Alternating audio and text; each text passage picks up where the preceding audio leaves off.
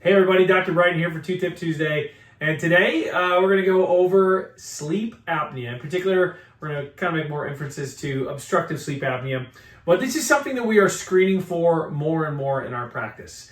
A lot of people think of sleep apnea and they'll think of essentially the older guy, 55 to 65, who's got, two tree trunks for a neck and looks like he's choking while he's sleeping. They go, hey, that guy's probably got sleep apnea. But it's come to our attention that it's much more common in even very petite women, even women who are in their 30s or late 20s. And what we're seeing is that there are signs and symptoms of obstructive sleep apnea that play out in the mouth. Things like grinding of the teeth, things like little nibbles on the cheeks, things like these little rivets on the tongue. And we can also look and say, hey, this person might have a smaller airway or a smaller opening to the throat that could, in fact, increase the odds of sleep apnea. Additionally, we have our CBCT, 3D imaging that can evaluate the throat and see if it's narrow, those sort of things. And as a result, it is now a very common topic that we are trying to screen for in our practices.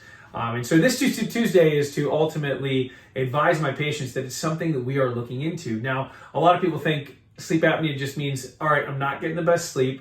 There's a lot of really tough people out there that go, all right, that's okay. I can tough it out. I may only need 3 or 4 hours of sleep and I'm fine. I wake up in the middle of the night and boom, I'm just going to get going for the day. But ultimately, the real big concern with sleep apnea, whether it's obstructive or central sleep apnea, is ultimately when you have a lack of oxygen while you're sleeping. It's not that you're just getting bad sleep, it's that you're ultimately suffocating in your sleep.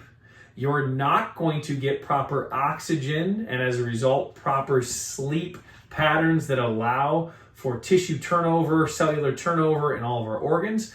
And additionally, we get negative ramifications to the suffocation that's occurring.